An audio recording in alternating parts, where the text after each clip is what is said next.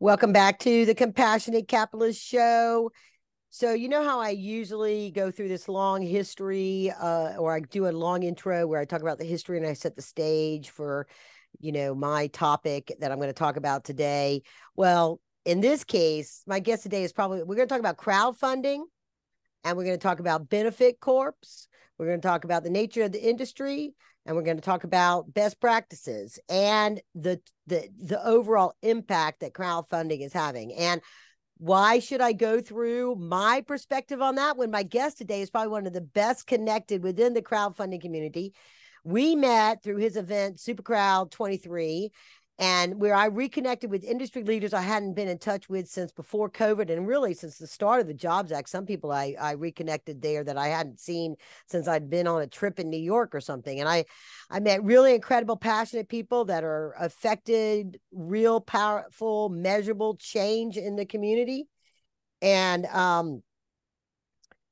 so, that so you've got somebody like that, when you have the guy, the guy who can really explain everything and has probably forgotten more about the world crowdfunding than I ever knew.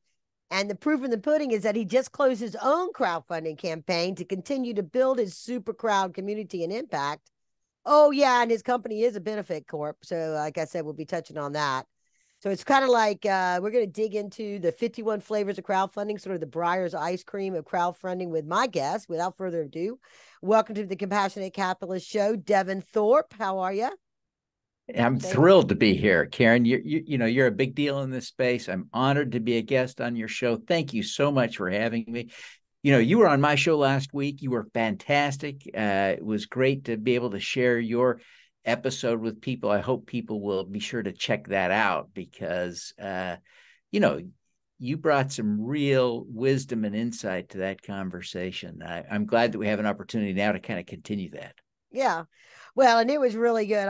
You gave me the challenging question of what I thought my superpower was. And then to see that in quotes, I was like, wow, yeah, I guess that is my superpower. So, if you have to see that, you're going to have to click the link in the show notes to go to that episode. But it was a lot of fun and we had a good conversation there. But so for those of you that don't know who Devin Thorpe is, let me just fill in some gaps. So he is the CEO of Super Crowd Inc., as I said, a public benefit corporation, helping diverse founders and social entrepreneurs raise capital via impact crowdfunding. He is also a best-selling author who calls himself a champion of social good. He travels extensively as a volunteer doing service. He's a new media journalist, finding heroes as speakers, sharing what he's learned. He's a Forbes contributor and has covered social entrepreneurship and impact investing, reaching an audience of over 2 million people. He's produced over 1,200 episodes of his podcast featuring luminary change agents such as myself, but also including Bill Gates, right? Yeah, lesser lights like Bill Gates, but the big one is Karen. Yeah. That's right. Superpowers for good. Remember that. And the link is actually, you can get to all of the episodes, superpowers with the 4 as a number 4. good.com, and he's got it all listed there and other great resources. His books sold over 1 million, has been read over 1 million times to help people do more good. And I think it's the book you have that's free on your website. Don't say it yet, but is that the one? We're going to give it at the end to give them a reason to stick around to the end to hear how they can get that free book, right? Is that the one? Yes. Okay. Yeah. So yeah, it's the let's see, it's the superpower for good, the skills you can master to leave your mark on the world. That's the book, right? Is that it? That is my newest book. The free one is 925 ideas to help you save money, get out of debt, and retire a millionaire so you can leave your mark on the world. Okay. Oh, I need that. Well, you're going to tell us where to get that at the end, and then I'm going to go get that one too. For sure. Okay. So, all right. So all of that really, he's raised nonprofits, amazing millions of dollars plus, for profits. But he's come from an educational background of Cornell MBA grad, experience as an investment banker, CFO, treasurer, and a U.S. Senate staffer. Wow. Not just super crowd. I'd say super Devin. Welcome. It is an honor to be here, Karen. You're very, very kind. Golly, what a privilege. Thank you. Thank you for having me. Absolutely. So let's go dig into that. So when did you get your calling towards social impact, and when, like, and when you did, let's sort of like throw this in. Was it on the capitalism side of crowdfunding, like the Jobs Act, that became a channel and mechanism to forge that and start Super Crowd? Or did you know from the beginning? Because we're going to dig in a little bit. I've got some questions that are going to get into the impact side of it on the capitalist side, but also the social impact. So when you first, which came first, chicken and the egg? Like, oh, this is a great new opportunity with crowdfunding.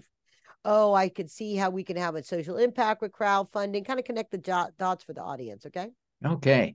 So, as a kid, actually as a young kid, and I apologize for going back in time so far, but when I was 11, there was a dam in southern Idaho that failed, and it flooded the town of Rexburg, which is not a big town, but 10 or 20,000 people, and it killed a dozen people and really devastated the town. About 80% of the structures were damaged or destroyed. My dad invited me to go with him up to Rexburg that summer to help dig muck and mud out of basements. And I went. Wow. I had a great time. In fact, it was really a life-changing, life-defining experience because I felt so good. I didn't actually do any good. I like to point out that I went back looking for the statue that they had erected in my honor, and I couldn't find it. But, Come on, it could have been a the little reality is, kid. yeah, I didn't do any good. I thought Little I kid with did, a though, at the time. shovel. Yeah. They gave me the shovel that nobody else wanted to use because it was a manure shovel, and we were shoveling really heavy, dense mud. So no one could use it. So I got this dumb shovel and didn't do any good all day. But I was there all day. I worked myself to death, accomplishing nothing, but I felt like I had made a difference. And it felt so good to help people that I vowed I would never miss an opportunity to help other people. Now, I did. I'm certainly human, not a great human at that, but that experience still shaped my life. So as I developed my career, I took a rather old-fashioned view of things and decided that I would devote the first half of my career to making money and the second half to impact. And Oh. so in my mid-40s, I got fired from a great job with a little severance package. And I said, wait a minute, this is the sign. It's time now to launch the second career and focus on impact. So I began, and I spent a year in China. And while I was in China, working for South China University of Technology, teaching kids business and stuff there in English, I wrote a book. And it was called Your Mark on the World. And that launched my new career focused on social impact. And very quickly, I ended up writing for Forbes. And in that context, I started writing about social entrepreneurship and impact investing. And so, we're talking about how can you make the world a better place through entrepreneurship and money. And it was just it gave me such an extraordinary opportunity. It was in that time when I was ultimately able to interview Bill Gates and do some really cool things. But one of the things that very quickly I connected to was the community building, the crowdfunding, right? That under the Jobs Act, because the Jobs Act passed just weeks before I started. And okay. So one of the first things that I started to cover was investment crowdfunding. And I got a little carried away and excited about that, as a lot of people did back in the day, because we were all expecting the SEC to issue rules within months, and it took 4 years. Yeah. So there's a whole cohort of people who launched businesses Yes. that failed because Yes. the SEC didn't act, right? Yeah. And it was hugely disappointing. But in that context, they hosted a couple of conferences about impact crowdfunding. And so in 2022, a decade later, I found myself wanting to try it again. And so we did it in 2022. The environment had changed, technology had changed. We did it as a virtual conference, and it was successful. So Supercrowd 22 last year was successful. We were more successful with Supercrowd 23. And so, we've launched this into a real business now that is focused on trying to help, community builders, social entrepreneurs, and diverse founders by growing the community of people who are investing for impact via crowdfunding. And, I know this aligns really well with your work. And so it was so fun to have you on the podcast to hear you talk about this stuff too, because in so many ways, our hearts and minds align. Oh yeah. Oh yeah. We're gonna get into that. Well, let's just do that now, and then I'll come back to the benefit corp. I don't have to do these in order. Okay. All righty. So let's talk about that, because one of the things that you and I both we've had a discussion about this, and it's been sort of this revelation, and maybe because of the slow roll of rolling out the programs, there's confusion about what is crowdfunding and what Reg A Plus, what's that? And, all the different types. And when they first came out with, I guess Reg A Plus was first, and then the 506C, and the 506Cs caused all kinds of consternation to traditional angels about proving that you're an accredited investor, and then all this stuff. And since then, seems like the SEC has really loosened up how much they go, okay, raise more. Y'all are doing a good job. Nobody's actually raising a lot of capital, but let's just let you raise more capital, right? So, it's it's challenging. And one of the things I tell people is that it didn't make it any easier. It just gave it because raising capital is hard when you're a startup, no matter what it is, whether you're a tech company going to traditional angels or a consumer products company going to, through crowdfunding, Reg CF, or you're doing something where it's like impact investing in a local community through some of the creative programs and people that you're associated with through Supercrowd, whatever it is,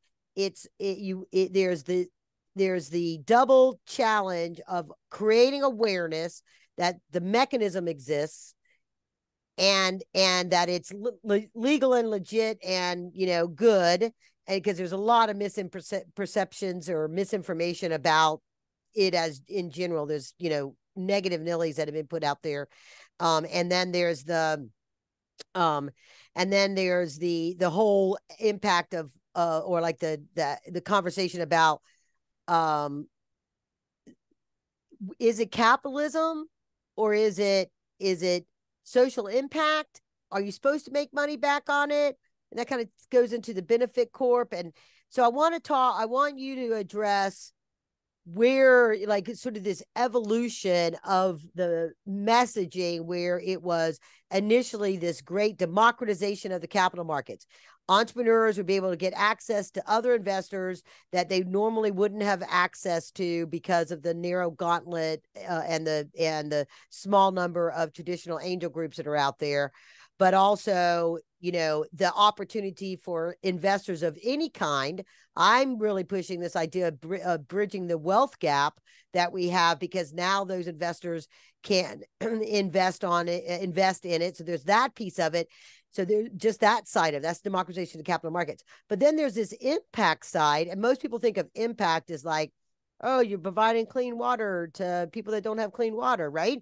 But there's a whole nother definition to impact that is sort of emerged out of the crowdfunding community, that is about, well, I'll use one of your sponsors' definition of it, and then you're going to Purpose Rounds is one of your sponsor partners, and on their website, they explain social impact really well. The wealthiest can match their values with money-making opportunities in private companies, but Main Street investors have been shut out. Not anymore.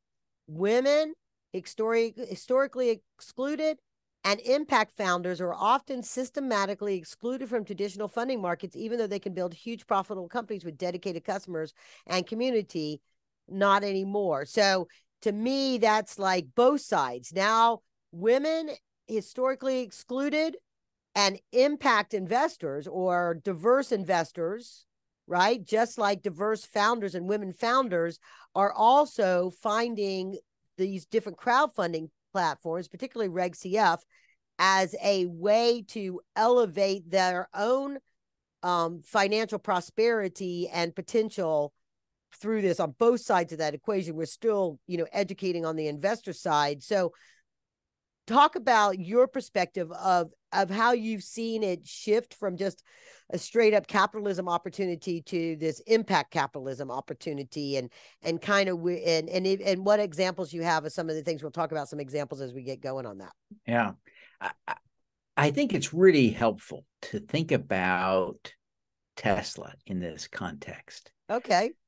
And the reason is, many of us at one time or another, because the company's been public now for about 15 years, many of us have owned Tesla shares at one time or another. I've owned them a couple of different times, and Tesla was one of the best investments I ever made. I bought it as a public shareholder and saw my shares go up fivefold, I think, during the period of time that I held them, maybe 10 even.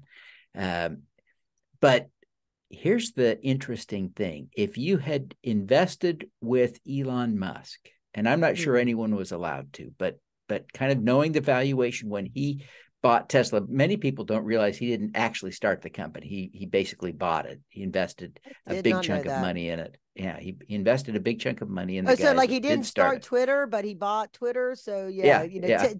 10 years, 15 years from now, then they'll be go, oh yeah, when Elon Musk started Twitter. Yeah, that's right. Yeah, exactly. We'll all be confused. But go ahead. his investment, if you had invested with him, if you had put $1 in, your dollar would now be worth $1 million. And so if you had put 10,000 with Elon Musk, you'd be worth $10 billion. I mean, think about that. It is just crazy. Because Tesla is now worth $600 billion, right? So it's just crazy. And let's talk about that. Why do I bring this up? Because when we talk about impact, we're talking about having a change in the world. And if you don't like Elon Musk, and I get that a lot of people don't, I'm not a huge fan of modern Elon Musk. But on the other hand, it's hard to argue that he didn't create the electric vehicle market that is absolutely essential for addressing climate change at scale, right? I hear people all the time complaining about, will you power your Tesla with coal? Yeah, not really. Not really. Let's be clear. You compare that Tesla to a BMW, and the Tesla is using 1/4 of the energy of the BMW. It's just radically more efficient. So even if it were powered by coal, it would still be climate friendly. And the reality, of course, is that it's not powered by coal. Every day, the grid gets greener and greener. And the projections are, right, we're arguing about whether we have the grid completely green by 2030, 2035, maybe 2040. The reality is it gets cleaner and cleaner and cleaner every single day.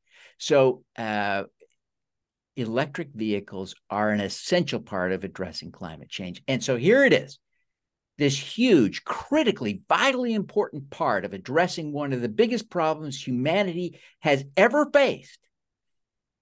And the guy who invested in it up front made 1 million times his money. Yeah. Now, who wouldn't think that would be high impact and good investing? I mean, that is just crazy. Now, I'm not saying that every impact investment works that way, but I think it's really important to frame this that way so that people see there is no reason to exclude from your mindset the possibility of making good money through investing in crowdfunding just because you decide to have a focus on finding impact. There are all kinds of high impact things going on. Like I recently put money up on a new technology that for vehicle to grid technology that will advance that. So, I mean, there's just all kinds of new cool things, some of them fundamental that will have huge potential to scale, and you can still find them on crowdfunding sites. It's great. So there we go. Okay.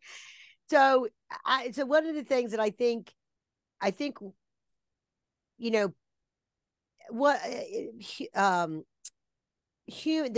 nature of the human mind, and I think the nature of our at least within I know I don't want to sound because any country can do this, but I think by and large the United States, maybe just because generationally we've had a nature of innovation from the industrial revolution on through, right? We have, and sort of once you have a roadmap or you've seen it happen before, then you're trying to figure it out. And in my book, Inside Secrets to Angel Investing, I talk about how money, if money has like a life of its own where it tries to figure out how to make money and find places where it can make money. And it just, you kind of see that within markets and stuff like that. But I don't know that when the people up in Washington said, hey, let's figure out this way to make it easier to raise capital, they were really thinking about the investor side,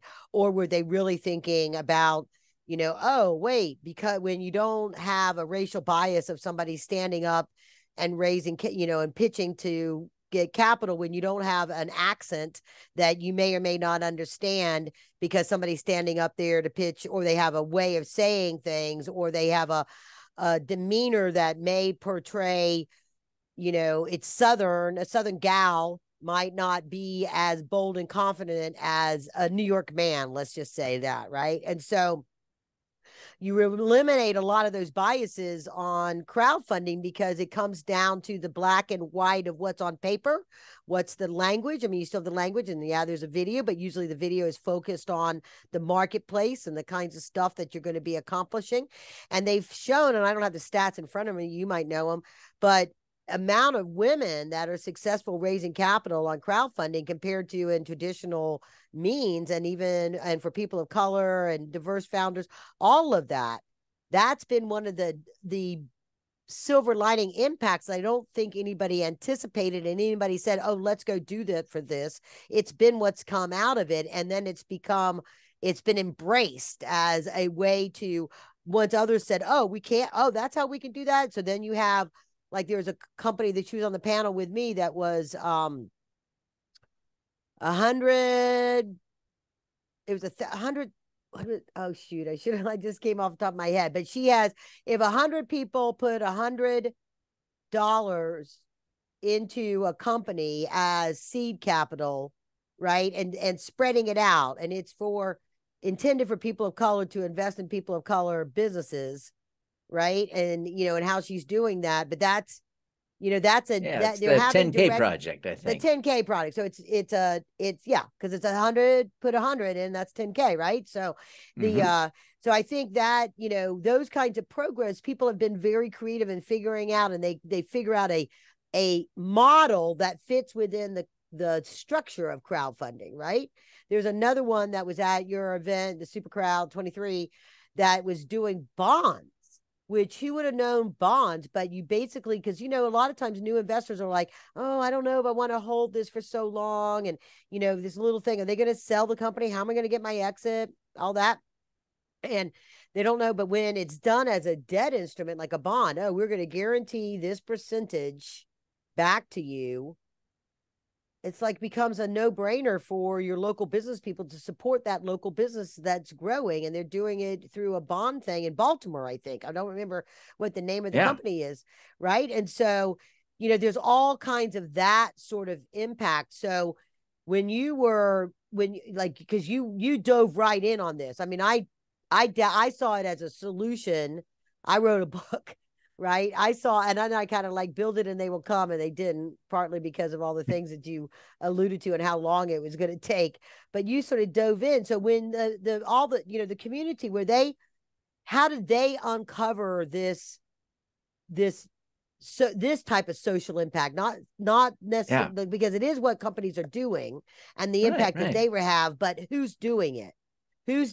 And a lot of this focus on local, like the impact locally. You have intrastate, but I had the show will be coming out soon, but I had WeFunder on. I had the VP over there, WeFunder, on my show, And he's a real advocate of using their platform for a geo specific area, not just a national, which it kind of flipped the switch on me for thinking different versus local was, to me, was all intrastate, but intrastate is really complicated in a way, right? And so talk Yeah. about how you have seen the marketplace being on the inside, evolve to be did it happen in 2020 as a result of some of the BLM stuff, or was it already underway at that point, realizing that could have that kind of people impact, founder impact too?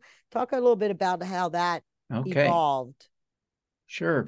So there were certainly a variety of interested parties working on crowdfunding from the get-go, right? And so some of the people that were working on it, like Woody Neese, was very focused on entrepreneurs who were not able to access capital for traditional reasons, right? He wasn't thinking specifically about social entrepreneurs. He wasn't thinking about diverse founders. But there were at the same time a group of women, not necessarily a group, but there were women who were also working on trying to get the bill passed, like Ruth Hedges Oh and yeah, Jenny sure. Casson. And Jenny and Ruth, from the earliest days, a lot of their focus was on some of these other aspects, right? How do we get capital for diverse founders, women especially? How do we address social problems using crowdfunding? So even from the earliest days, there have been people who have been passionate about social impact who are part of this circle. And of course, what we have seen over the years is that, in fact, it works. Now, part of the reason that it works is that when an African-American or a woman starts to raise capital, the first people they talk to are their friends. And their friends are, all else equal, more likely to look and act and think like them. So women start raising money from some of their women friends, and Black people find money from some of their Black friends, oftentimes, first off. Now, of course, a key part of what I'm trying to do is to make sure that all of us are looking through a lens that says, I want to choose to make sure that I'm looking through a lens that considers diverse founders, especially. And it's fun to do because there are countless people who are diverse, raising money all the time. It's easy to find them. There's a great tool I love called King's Crowd that allows you to look for diverse founders in a couple of different ways. You can search for women, you can search for minorities, and you can search for members of the LGBTQ community who are the founders and leaders of the companies that are raising. And use King's Crowd to find them on all the crowdfunding platforms. And King's Crowd also aggregates offerings that are not Reg C, Reg CF, right? They're regulation crowdfunding. They're looking at regulation A+ and some of the other offering exemptions as well. So it's easy to find an offering that interests you. And you can also use the same tool to find social impact deals. And you could use the same deal to find deals in your local community, right? You can search for the offer, search by state. So it's really easy to find what you're looking for using a tool like King's Crowd. And so I'm there all the time using it.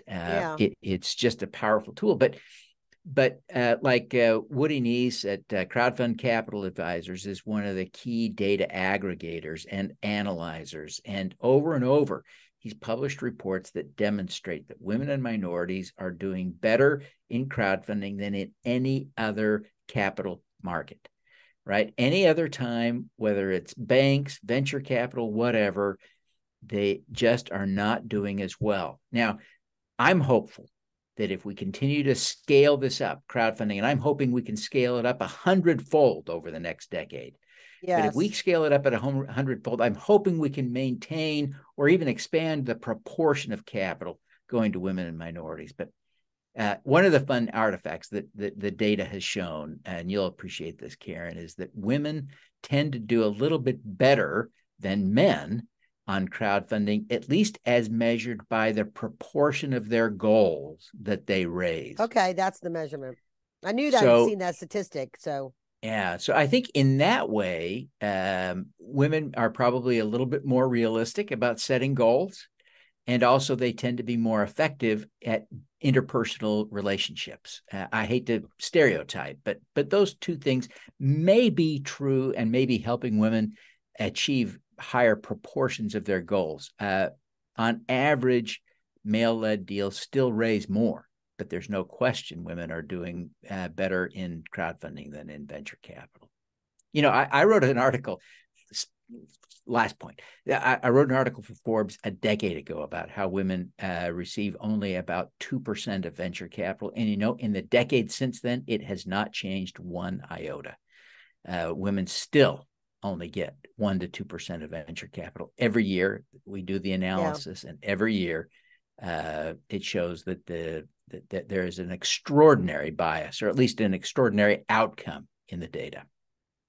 Yeah, I think that there's a whole lot of factors, but you know, the whole ripple effect is like when they started doing STEM training in high schools, we saw a ripple effect, and you started organizations like Black Girls Code and stuff like that, so that you started to see tech jobs open up for women going into tech companies that might be, you know, a startup tech founded company that work their way up, and then they get into executive level, there's an exit, they've got some money. And so part of the reason why you see some women, and particularly Black women, run venture capital firms is because of some of these programs that started 20 years ago. They gave them the skills to compete against the white man going into these tech jobs that led the way. They you know, gained experience, had their own innovative ideas,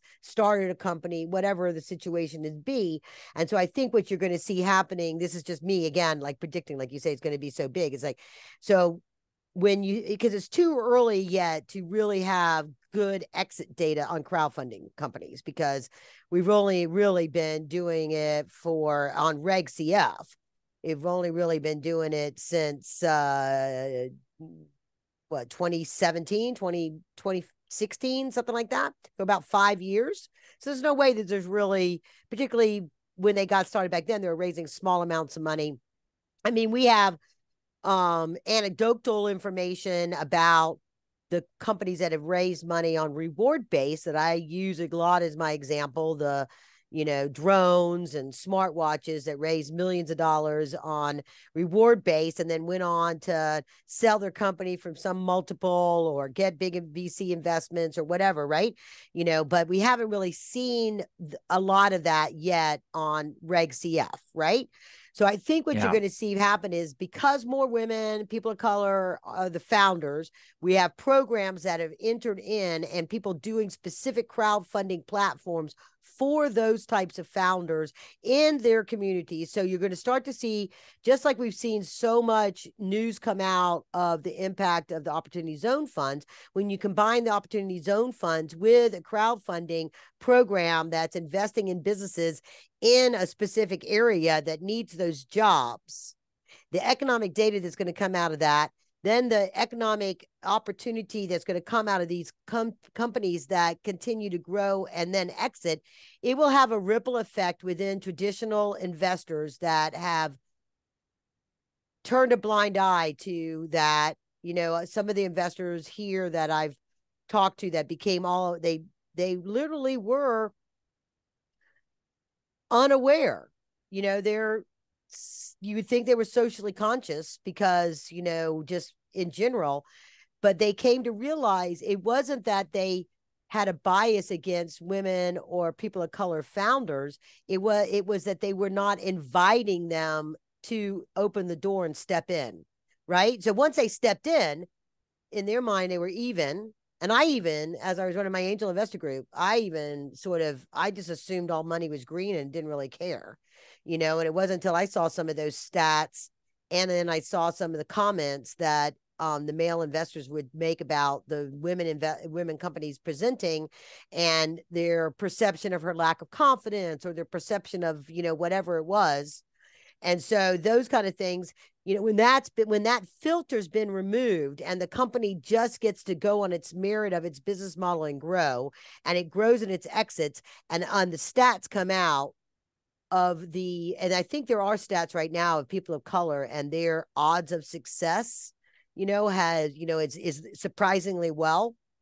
And so there's, because, compared to a perception, I mean, like, they significantly perform better than their white counterparts. I've seen stats on that. I should pull it up and put it in the show notes. I'll have to go look at that. But so with that point, I think you will have an impact, that it will have a greater, like 20 years from now, we're going to be looking back, and knock on wood, here's a knock, that we will have, it will be, instead of the 7%, it will be 30-40% of all of the capital going in as private capital are going into diverse founders, more representative of equal to the population. It will be, more like what the population is, because we will have diverse investors that have not been at the table, as well as those capital investors, the capitalists out there that are investing as compassionate capitalists, that say, I don't care, I just want to make money.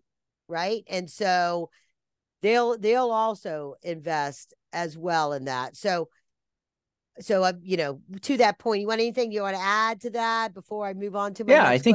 I think you're right that the markets will continue to support diverse founders, and there's increasing intentionality around that, and that's great. And because when you think about it too, I've used these numbers before, and I use them in the context of why not more crowdfunding investors. But when you think about traditional angel investing, has been around 90 years, when it was, the secret, when the laws prevented people from inviting investors to their entrepreneurs, or inviting investors to their deal that weren't part of one of these groups, and for even inviting, traditional, come and join our organization. And, it had to be like word of mouth. Right. So in those 90 years, here we are in 2022, and it's 350,000, according to the New Hampshire Venture Capital Research Institute, are card carrying a member of an angel investor group. Right. So there's others outside. Of course, there's more. Right. But then on the Reg CF, the stats, and I forget which, crowdfunding tracking thing measured this, but it was 350,000 people invested in companies in Reg CF in 2022. So in that 5 years, we've had as many people join the likes of doing crowdfunding, compared to traditional accredited investors. So that's actually a really good positive story. The negative part, or the opportunity story, is that there are 7 million people with $750,000 or more in income that invest in real estate, for income producing real estate, not where they live in. That's a big opportunity there for growth, because anybody listening to this, anybody that makes that magical 65, 75, 100,000, has got some discretionary income in there of maybe even 5,000 a year, they could be putting, if they're under $10,000, their limit is 2,000 per company and 10,000 total, right? Of what you can put into as a non-accredited and a Reg CF company. So 5,000. It's 5% of the max of your income or net worth, and with a floor of 2,500. So everyone can do 2,500 a year. If your net worth is, say, $500,000, you can do 25,000 a year. Yeah. So once you're accredited, you can do whatever you want. Once you have over $1 million in investable assets, yes. So and assets and the income's threshold. Yeah. So most people actually won't find the legal caps are a constraint. Most people will experience their cash flow as a constraint more than their income, or than the statute. If you have assets set aside for investing, if you tried to invest all of them up front, switch take out $100,000 IRA and invest it all in crowdfunding, you'd run into constraints statutorily, but otherwise you're going to be fine. Well, so part And of I what encourage people to take it slow, right? You don't want to put all of your money into private investments all at once. You want to get good at it. And so that's one of the great things about crowdfunding is you can start with $100 and you can see how it does and learn what the process was about, and then do it again and do it again. And, you can do it dozens of times and have invested only $2,500 and think about all you would learn from 25 investments. Right? Oh, yeah. And then, as you get more sophisticated, you can increase, a little bit, make it 200 or $500 each time as you get more sophisticated and get better at doing the due diligence and the analysis. Right. Well, and that's exactly what, the whole purpose of the Compassionate Capitalist Wealth Mastery Maximizing System, the training that I'm building out is exactly that. And to your King's Crowd point that you did before, how perfect is that? Because I say there's like 3 fundamentals. One, you got to figure out how much money you can afford and what are you going to carve out, and think small, get started thinking small and things that you don't like. What made me really think about this for like millennials that are making that 75, they're and they've got an upward potential. And this is the thing I tell the accredited angel groups, start cultivating it with the millennials, because in 5 years, they're going to be at your income point and they'll be well equipped to be a contributing member of your angel group when it comes to the due diligence and this stuff, because they will have invested in 50 companies or something like that by that point in time, right? And so the first thing is figuring out how much, so that and because you got to do it multiple times, so you spread it out, and then figuring out your passion and what you want to invest in, and that's where your King's Crowd example comes in, and then it's just do it like you would, like embrace it like you would a hobby. Like if you go and work out and run 3 times, 4 times a week, and you spend an hour a day doing that, well, then figure out if you're going to get up on some more, certain times a day, and you're going to spend a couple of hours doing this, and, develop a habit of looking and finding. So you don't invest on emotion, you invest because you're looking for a solution for some problem, and you're finding which one you think is solving that problem the best, and then you put that money into it. And what really triggered it for me was I was listening to a podcast with Jason Kokonis, who a lot of people will know who he is. He's a pretty famous tech investor. And he was interviewing on his podcast the founder of Seed Invest. And he said, he started his first company at 21. And he said, if I knew what I knew now, I wouldn't have started my first company at 21. I would have gone and gotten a corporate gig. So I would just be able to show up and make money. And then I would, instead of investing in their 401k that I wouldn't have matching until 5 years, I would wait. If I was going to be there 5 years, who knew if I would be there 5 years? So I would take the money that I would put into that, the $200 a month or whatever I might be putting in that, and I would put it into a Reg CF company. And he said, so in the course of, and I think when I do the math on this, is like if you did I think he might have did 500. So $500 a month in 12 months would be $6,000. And in over 5 years, it would be $30,000. Is that right? And it would end up being 60 companies. So he said, and he says, if you do the math on that, if you just use the 10 people, the 10 formula that VCs always say, so out of that, I would have 5 companies that would make at least 10x my money. Someone wouldn't do well, someone that, and I would have a lot more money than what I would if I just put that money in my 401k. I went, oh, right?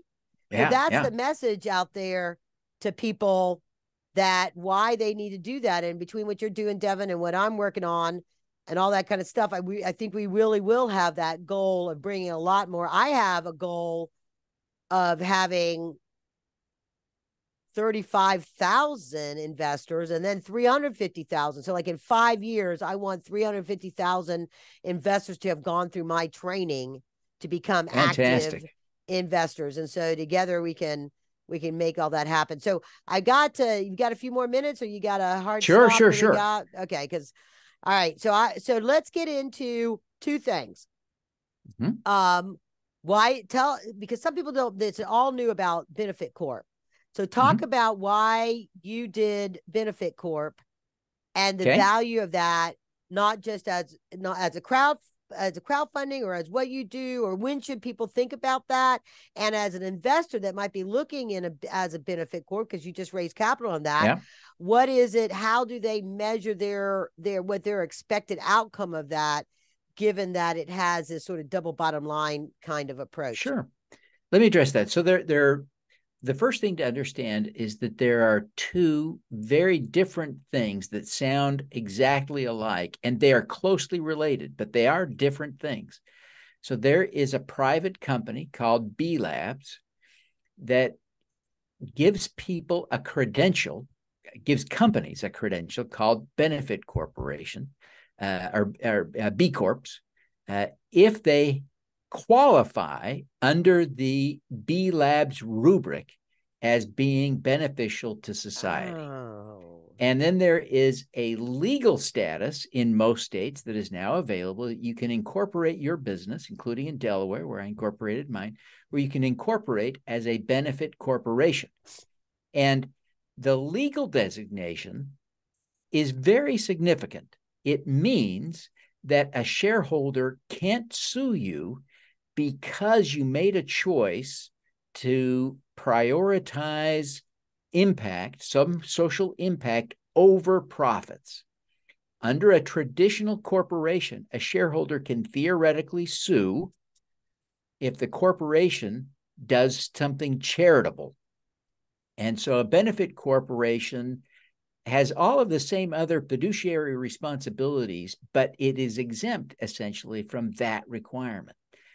Now, B Lab is trying to help companies in a way. You can be both, right? You can certainly be both. And so part of what the B Lab community is trying to do is let's elevate this and make this meaningful, so it isn't just a legal definition, but let's also make it be measurable. And so they do have a tracking and measuring protocol that people are using to actually track their benefit to society. And so, yeah, it's a great program. I have not yet applied to B Lab to become a benefit corp in that sense, but I structured my business as a benefit corporation for the legal benefits and for the signal to my community that I'm serious about being a benefit to society, as well as being serious about making a profit.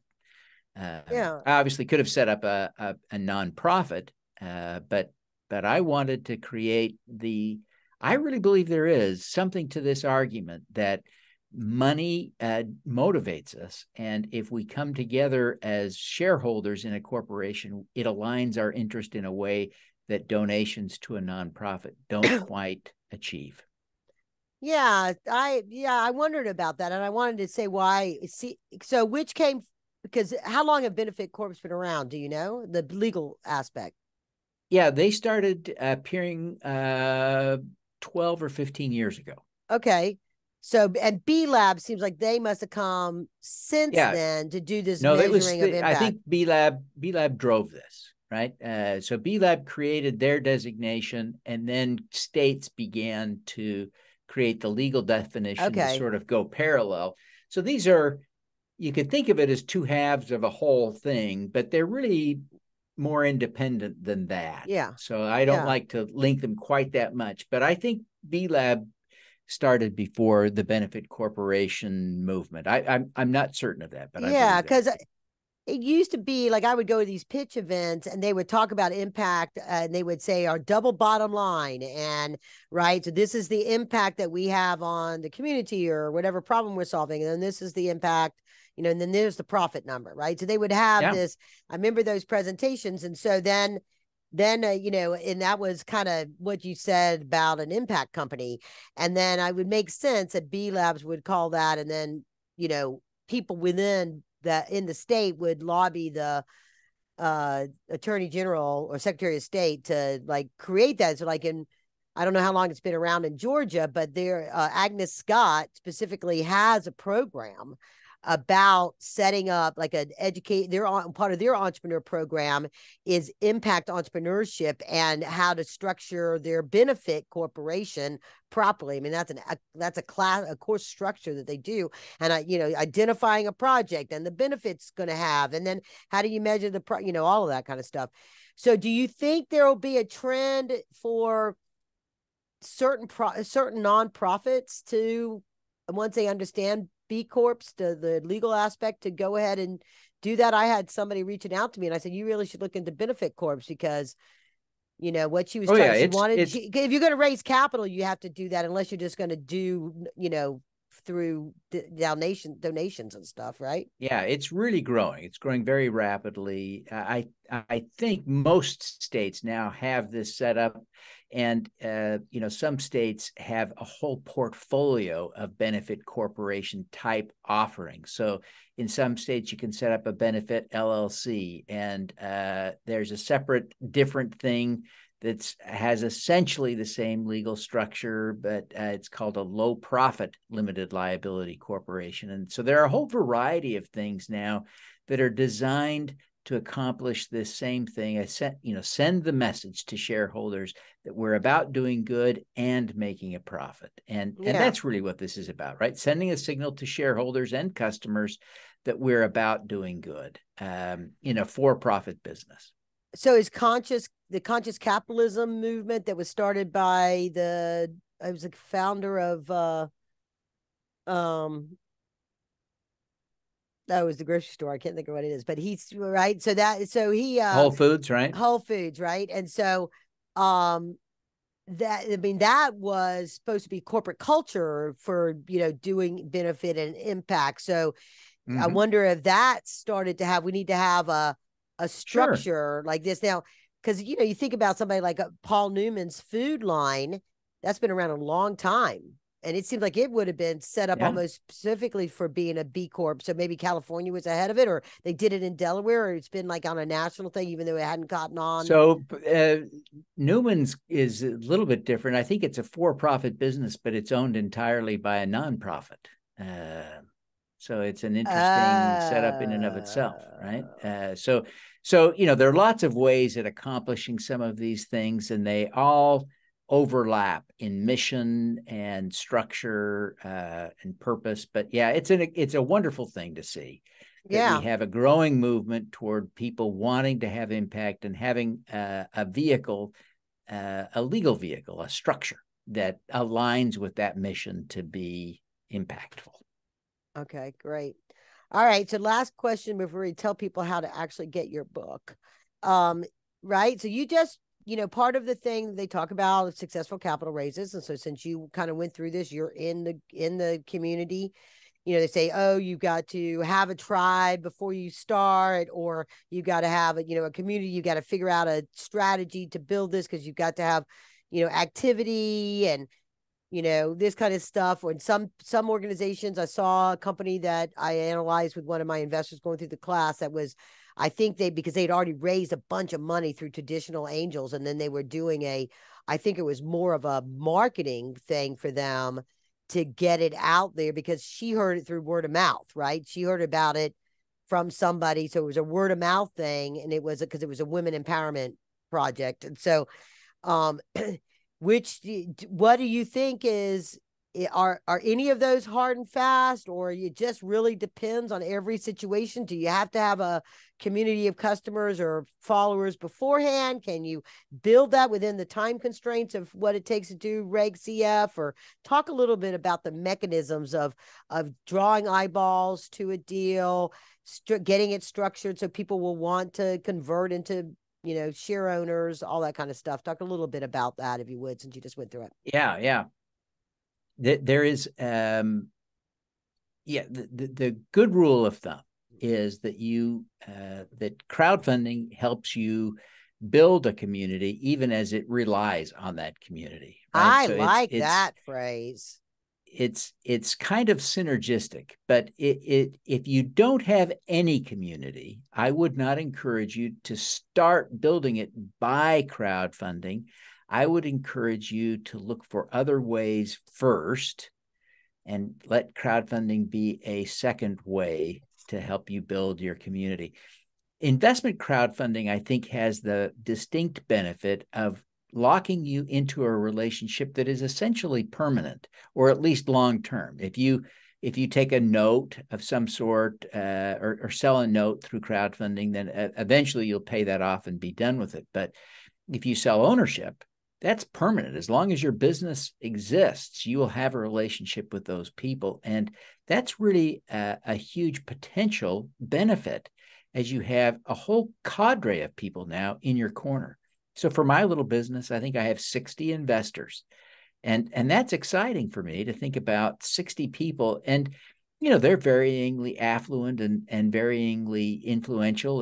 But you know, I've got some amazing people that are now shareholders in my business, cheering me on, people who can make introductions and be helpful and speak at my events. I mean, it's really, I'm truly genuinely excited about the value that the investor community brings.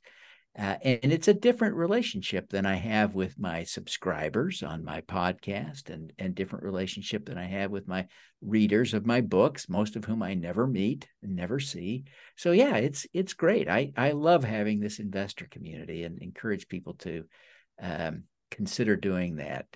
I really think for most businesses, there will be a point in time when it makes sense to do a crowdfunding round.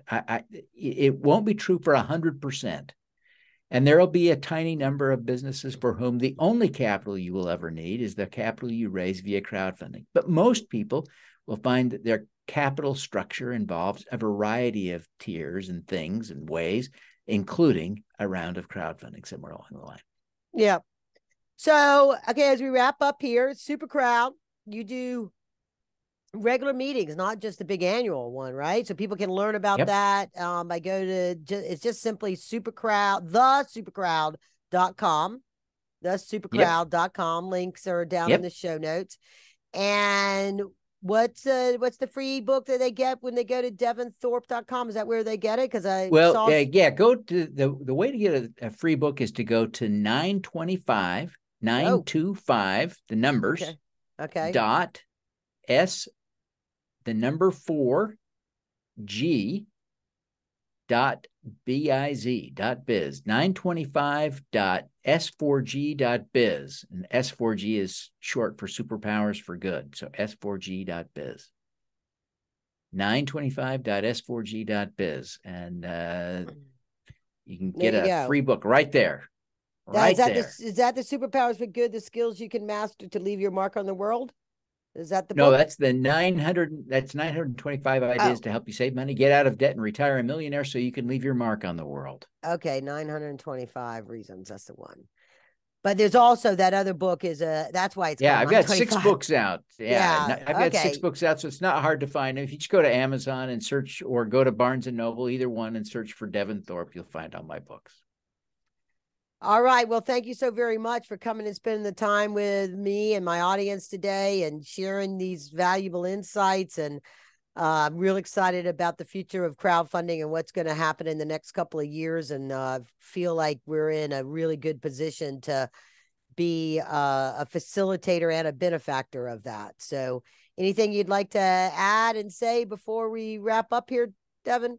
No, I think this is great. Thank you so much for having me. Karen, you're doing amazing work. You're an inspiring human being. I love your concept of compassionate capitalism, sharing passion between owners and entrepreneurs. It's a brilliant concept. I'm excited to see us expand compassionate capitalism. All right. With that, onwards and upwards. Everybody have a great day. Please share this with your friends and colleagues.